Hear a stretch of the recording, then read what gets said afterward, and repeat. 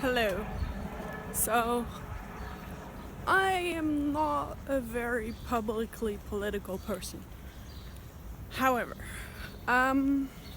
yesterday, or this morning, depending on where you are, Donald Trump became the President of the United States.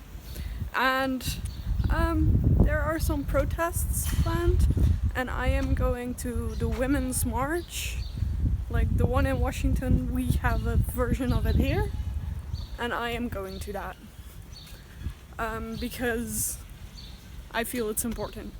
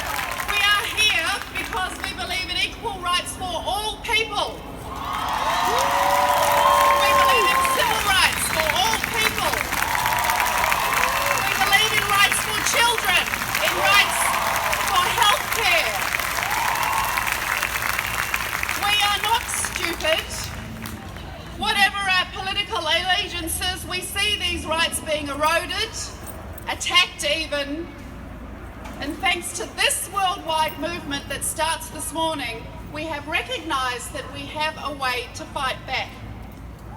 So this movement is just as much about New Zealand, and that's something I want to remind you of, as it is about the United States. Here we also have causes to worry about: inequality, distrust of immigrants, protecting the environment, pay equality, violence against women, and some pretty darn outdated abortion laws.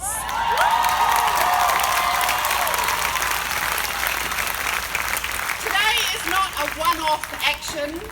Today gives us an opportunity just to begin. To borrow a phrase from Duncan Green, marches like this are never the end.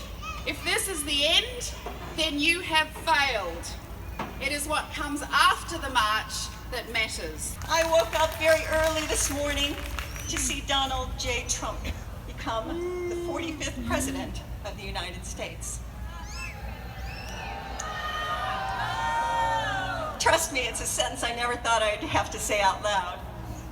He spoke darkly about American carnage and America first, only America first. Look, as a columnist, I will use these next 4 years to say my piece about what is going to happen next. But just before I left to come here this morning, in my Facebook feed, there was a little gift of a phrase that hit home. It read, quote, "Without Voldemort, Harry Potter is a very ordinary little boy."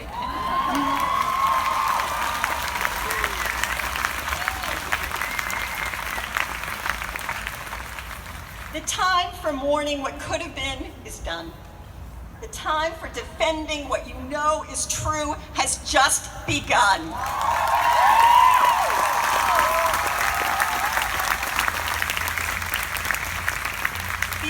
this man has served even one day in office, he has already taught me this.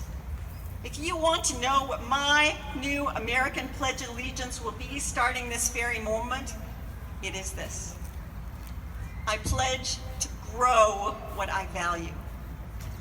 Respect, diversity, inclusiveness, compassion, served with educated, thoughtful minds. Because, trust me, compassion is the most politically explosive tool we have if we take the action to wield it.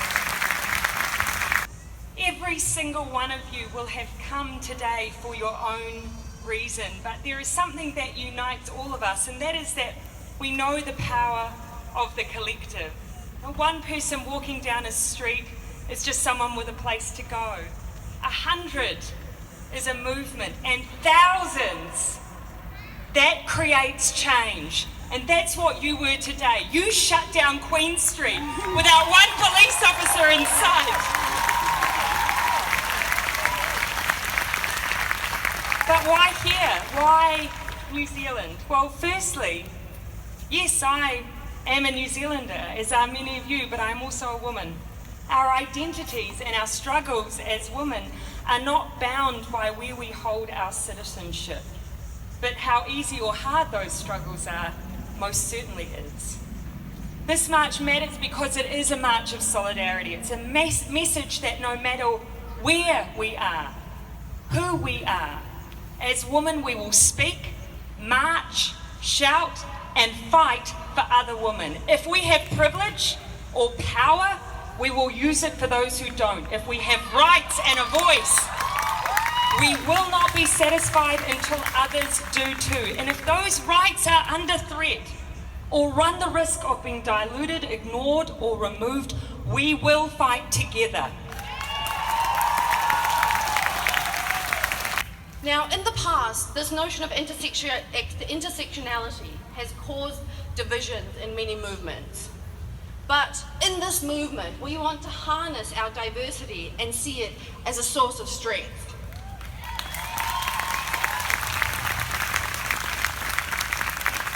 This is sort of how I imagine it. If you take one piece of a jigsaw puzzle, it's meaningless on its own. It doesn't convey much information, it doesn't convey an image. But when you put all these pieces together of a full jigsaw puzzle, it can be a beautiful and powerful image. With our strengths combined, we become a force to be reckoned with. With our strengths combined, we are no longer the minority. With our strengths combined, we become the majority, and we have to be listened to, and we have to be taken seriously. We are living, in short, in a world in which the patriarchy is fighting back. And the battle between feminism and toxic masculinity is fierce, it is nasty, and it will be ongoing. As the traditional binary system is crumbling, which it is crumbling, those who would adhere to it are doing whatever they can to try and silence those who stand up against them. So our challenge as a movement is to stand up against them together. Māori, Pākehā, Pacifica, Muslim, Hindu, Christian, young, old, gay, straight, bi, cis, male, female, queer, trans, and all of the other beautiful people in this country. We must stand together.